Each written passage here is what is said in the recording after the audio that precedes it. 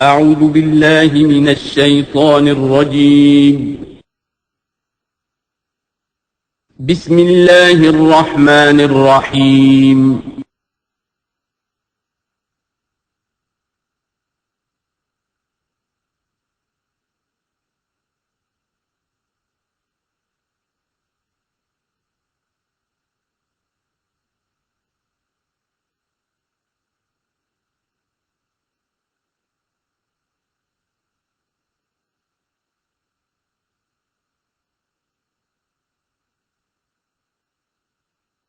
اعوذ باللہ من الشیطان الرجیم بسم اللہ الرحمن الرحیم وَيَسْأَلُونَكَ عَنْ ذِي الْقَرْنَيْنِ قُلْ سَأَتْلُو عَلَيْكُمْ مِنْهُ ذِكْرًا صدق اللہ العظیم۔ ذو القرنین کے بارے میں آپ کو بتا چکا ہوں کہ ان کا نام تاریخ میں جو مشہور ہے وہ کیا خسرو یا سائرس، اور انہی سے اصل میں ایران کی عظمت کے دور کا آغاز ہوا تھا۔ چنانچہ تقریباً میں سمجھتا ہوں کہ 25-30 سال پہلے کی بات ہے، جب شہنشاہ ایران اس وقت جبکہ ان کی بادشاہت جو ہے وہ بڑے عروج پر تھی، انہوں نے 2500 سالہ برسی منائی تھی انہی کے خسرو کی، سائرس کی۔ ان کی قبر جو ہے مقبرہ وہ دریافت ہو گیا تھا، اور وہاں پر ان کا ایک مجسمہ بھی دریافت ہوا تھا کھدائی پر۔ اس مجسمے میں وہ 2 لگے ہوئے تھے سین بھی۔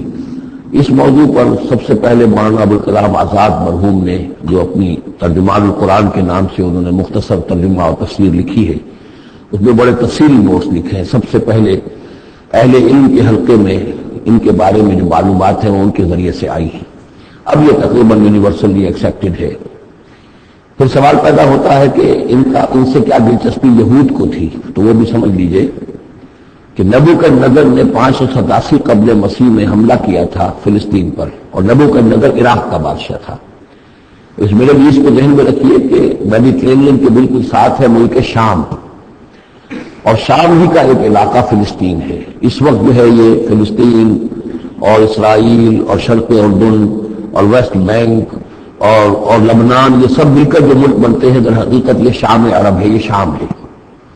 پھر اس کے مشرق میں یہ عراق عرب یا عراق ہے، اور اس کے مشرق میں پھر ایران ہے۔ تو عراق کا بادشاہ تھا جس نے حملہ کیا تھا، یروشلم پر تباہ و برباد کیا، اور ان کو قیدی بنا کر لے گیا۔ کیپٹیوٹی کا دور ان کا تقریباً 150 برس کا ہے۔ لیکن اس عرصے میں ایران میں یہ شخصیت ابھری، کیا خسرو کی یا سائرس کی۔ اس نے پھر فتوحات کا دائرہ شروع کیا، تو سب سے پہلے عراق کو فتح کیا، بیبیلونیا کو، اور یہاں پر جو یہ اسیر تھے یہودی، ان کو اجازت دے دی کہ تم واپس جاؤ، اپنا یروشلم آزاد کرو، اور جا کر آباد کر لو دوبارہ۔ تو گویا کہ یہ محسن ہیں ان کے، ذو القرنین جو ہے ان کے محسن ہیں، جن کی وجہ سے کہ جن کے ذریعے سے اللہ تعالیٰ نے انہیں بیبیلونیا یعنی عراق کی کیپٹیوٹی، جو ان کی اسارت کا دور تھا، اس کو ختم کیا، آزادی ملی، اور پھر یہ واپس آئے۔ حضرت عزیر علیہ السلام کے ساتھ قافلہ آیا ہے، اور وہ تقریباً پھر انہوں نے آ کر یہاں سر نو اس شہر کو بھی آباد کیا، اور ہیکل جو ہے حضرت سلیمان علیہ السلام کا بنایا ہوا جو عبادت خانہ تھا، اس کو دوبارہ تعمیر کیا۔ اس اعتبار سے ذو القرنین جو ہے وہ ان کی تاریخ میں معروف شخصیت ہے۔ تاریخ سے معلوم ہوتا ہے کہ ان کے پھر ایران کی اور پہلی حکومت کو کنسولیڈیٹ کر کے پارس اور مادہ کو ملا کر ایک سلطنت ایران بنائی۔ پھر ان کی فتوحات کے 3 دائرے ہیں۔ مغرب کی طرف میڈیٹرینین تک پورا علاقہ فتح کر لیا، مشرق میں پھر یہ ہمارا جو مکران تک کا علاقہ ہے، یہ سارا کا سارا علاقہ ایران کے ساتھ ہی ملتا ہوا بلوچستان، مکران، یہ پورا علاقہ انہیں فتح کیا۔ ایک مہم ان کی شمال کی طرف گئی، بحیرہ کیسپیئن جو ہے، اور ادھر سے جو وہ بلیک سی ہے، بحر اسود، ان دونوں کے درمیان جو پہاڑی سلسلے ہیں، یہ شمال کی طرف جو ہے تیسری مہم گئی۔ جیسے کہ حضرت عمر رضی اللہ تعالیٰ عنہ کے عہد میں بھی 3 لشکر نکلے تھے مسلمانوں کے جزیرہ نما عرب سے۔ ایک لشکر شام سے ہوتا ہوا پھر مصر کی طرف گیا ہے، ایک لشکر عراق سے ہوتا ہوا ایران کی طرف گیا ہے، اور ایک لشکر سیدھا شمال کی طرف گیا ہے، اور کوہ قاف تک جو ہے، جس کو کوکیشیا کہتے ہیں، وہاں تک کی فتوحات حاصل کی مسلمانوں نے۔ تو تقریباً یہی سمجھیے کہ ایک بلو پرنٹ تھا، جو کہ یعنی ہمارے اس دور خلافت راشدہ سے جو سمجھیے کہ لگ بھگ کوئی 2000 سال قبل جو ہے یہ واقعہ پیش آیا ہے، یا بلکہ اس سے کم، وہ 1500 سال قبل یہ واقعہ پیش آیا ہے۔ اور یہ ذو القرنین جو ہے یہ یہاں پر ایک بڑی عظیم سلطنت کے بانی بنے، لیکن نیک آدمی تھے۔ اور معلوم یہ ہوتا ہے کہ یہ اصل میں جو کہانیاں ہیں، یہ ان کی داستانیں ہیں کہ ان کو قتل کیا جانا تھا۔ یہ کہیں شہزادے تھے کسی چھوٹی سی مملکت کے، اور وہاں سے ان کو کسی نے بچایا کسی طریقے سے، اور پھر یہ صحرا میں رہے روپوش، اور وہاں کسی نبی کی تعلیم سے ان کو آشنائی ہوئی ہے۔ ہو سکتا ہے کوئی اسرائیلی نبی کی تعلیم ہو، یہ بھی ہو سکتا ہے کہ زرتشت جو ہیں وہ بھی کوئی اللہ کے نبی ہوں اور ان کی تعلیم ان تک پہنچی ہو، لیکن خود ان کا کردار جو قرآن پیش کر رہا ہے وہ بہت ایک نیک مومن صالح، ایک بندہ مومن، اس کا کردار ہے۔ یہ کردار جو ہے کسی بھی درجے میں 1% بھی جو ہے وہ کسی اور دوسرے فاتح یا کسی اور حکمران کے اوپر، جنہیں بھی ہم جانتے ہیں تاریخی اعتبار سے، ان پر منطبق نہیں ہوتا۔ یہ انہی کی شخصیت ہے۔